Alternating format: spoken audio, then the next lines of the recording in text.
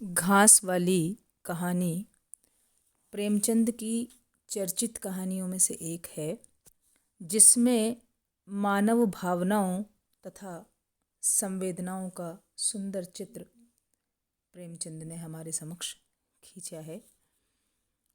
इस कहानी में लेखक ने तथाकथित उच्च वर्ग की प्रवृत्तिगत विसंगति को उजागर किया है। उन्होंने बताया है कि सौंदर्य एक जाति निरपेक्ष तत्व है, जिसका प्रभाव समान रूप से ऊंच नीच प्रत्येक वर्ग पर पड़ता है। किंतु इसका अर्थ यह नहीं है कि जो इज्जत है या मर्यादा है वह बड़े लोगों की ही धरोहर है। शील, मर्यादा, चरित्र, पवित्रता यह छोटी जाति वालों की भी अनमोल धरोहर होती है। सबका अपना स्वाभिमान, आत्माभिमान होता है। तो इस विचार को प्रेमचंद ने इस कहानी में व्यावहारिक रूप दिया है।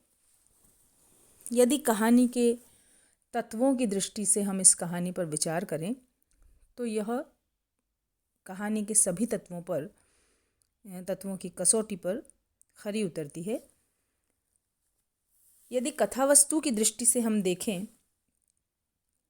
तो कहानी की जो नायिका है मूलिया, वह महावीर की पत्नी है और अत्यंत सुंदरी रूपवती है। ऐसा लगता है कि उसका अंग प्रत्यंग ईश्वर ने सांचे में ढालकर बनाया है। गौर वर्ण की है और उसके रूप की चर्चा पूरे गांव भर में होती रहती है। उसका पति महावीर तांगा घोड़ा चलाता है और मूलिया घास बेचती है। मूलिया को देखकर सभी गांव वालों को लगता है कि चमारों के घर में यह अप्सरा कहाँ से आ गई। सभी युवक और युवक ही नहीं, अन्य बड़ी उम्र के पुरुष भी उसे देखकर और उसके रूप सौंदर्य की सराहना किए बगैर नहीं रह पाते। गांव में ठाकुर जाति का युवक है चैन सिंह। नाम तो चैन सिंह है, लेकिन वह मूलिया को देखकर बड़ा बेचैन रहता है। और एक दिन वह जब मूलिया घास छीलने जाती है तो चैन सिंह उसका हाथ पकड़ लेता है। ऐसी स्थिति में मूलिया ने क्रोध में भरकर कहा, हाथ छोड़ दो वरना चिल्लाती हूँ। चैन सिंह ने उसका हाथ तो छोड़ दिया, किंतु किसी नीची जाति के ऐसे तेजस्वी रूप का सामना या साक्षात्कार उसे पहली बार हुआ था। उसका क्रोध देखकर चैन सिंह के छक्के छूट गए। उस घटना से मूलिया का जो मन है वह गरीबी की व्यथा से बड़ा कुंठित हो जाता है, लेकिन वह मन मसोस कर रह जाती है। दूसरे दिन विवश होकर उसे पुनः घोड़े के लिए घास छीलने जाना पड़ता है और वह ज़्यादा दूर न जाकर आसपास के खेत से ही घास छीलने लगती है। तभी चैन सिंह वहाँ आ निकलता है और वह कहता है कि यह मेरा ही खेत है, तुम यहीं से घास छील लिया करो, और दया की याचना भी करता है। मूलिया का क्रोध चैन सिंह पर फट पड़ता है और वह कहती है, घाट पर मुझसे भी अधिक सुंदरी स्त्रियां हैं, क्या तुम उनसे भी दया चाहते हो? तुम जानते हो मैं चमारिन हूँ, अतः जरा सी धम की घुड़की से तुम्हारी मुट्ठी में आ जाऊंगी। यदि तुम किसी क्षत्राणी से ऐसी दया मांगते तो तुम्हें लेने के देने पड़ जाते। मेरे लिए मेरा पति ही सर्वस्व है, उसके लिए भी मैं सब कुछ हूँ। तुम मेरे रूप के दीवाने हो, यदि मैं कहीं कुरूप हो जाऊं तो तुम मेरी ओर देखोगे भी नहीं, पर मेरा पति हर कीमत पर मुझे अपनाएगा। चैन सिंह की आंखें खुल गई और उसके जीवन में नया प्रकाश अवतरित होता है। तो इस प्रकार वह चैन सिंह को एक स्त्री की मर्यादा से परिचित करवाती है और बताती है कि उसके लिए उसका पति ही सर्वस्व है। और इन बातों से, उसके इस व्यवहार से चैन सिंह का जीवन बदल जाता है। वह चैन सिंह जो स्त्री लोलुप था, जिसे धन का अभिमान था, जिसमें मानवता का लेश मात्र भी नहीं था, वही उसी के व्यवहार में, उसी के व्यक्तित्व में अब मानवता, संवेदनशीलता और चरित्र की उज्ज्वलता का गुण समाविष्ट हो जाता है और धीरे धीरे कथा आगे बढ़ती है। चैन सिंह का व्यवहार न केवल मुलिया के प्रति बल्कि अपने जो काम करने वाले हैं उनके प्रति भी बदल जाता है और चैन सिंह फिर महावीर को कहता है कि तुम अपनी घर वाली को घास लेकर बाजार मत भेजा करो, तुम्हारी आबरू मेरी आबरू है, तुम्हें अब कभी रुपयों की ज़रूरत पड़े तो मुझे कहना और यह बात मुलिया को मत बताना, क्योंकि वह जानता है कि मुलिया एक स्वाभिमानिनी नारी है। कथा के अंत में जब मुलिया को यह बात पता चलती है तो मुलिया चैन सिंह से कहती है कि ठाकुर, तुमने मेरी बाह गहे की लाज रख ली, अब मैं घास बेचने नहीं जाती। मुझे मेरे पति ने तुम्हारी कृपा और सहारे का सारा वृत्तांत कह दिया। और इस प्रकार कथा के अंत में मुलिया कृतज्ञता व्यक्त करती है और चैन सिंह अपने कर्तव्य पालन पर खुश दिखाई देता है। तो इस प्रकार कथा धीरे धीरे विविध आयामों में आगे बढ़ी है और किस प्रकार एक स्त्री की जागरूकता, उसका स्वाभिमान चैन सिंह जैसे ठाकुर के व्यक्तित्व को परिवर्तित करने में समर्थ होता है, यह कथा में भली भांति बताया गया है। पात्र और चरित्र चित्रण की दृष्टि से यदि हम देखें तो यह चरित्र प्रधान कहानी हमें दिखाई देती है। इसमें मुलिया, ठाकुर चैन सिंह और महावीर तीन पात्र हमें सक्रिय रूप से दिखाई देते हैं।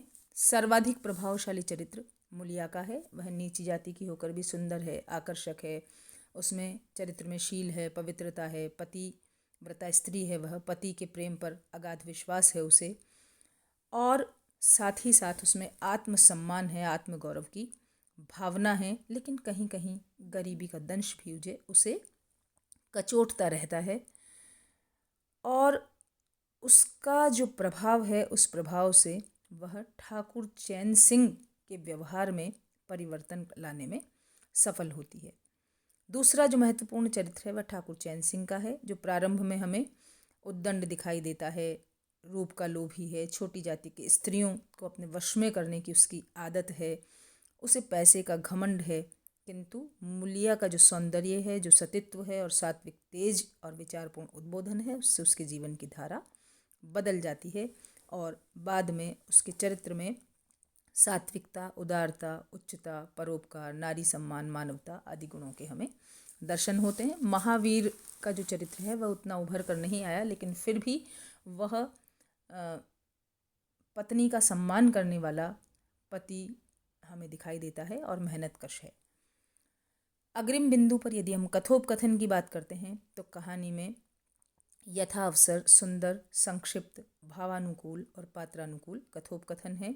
जैसे मुलिया का हाथ जब चैन सिंह पकड़ता है तो क्रोध के मारे वह केवल इतना ही बोल पाती है, मेरा हाथ छोड़ दो नहीं मैं चिल्लाती हूँ। और इस संक्षिप्त संवाद में ही उसका चरित्र, भावनाएं, आक्रोश, दूरदृष्टि सभी हमें समावेश दिखाई देता है।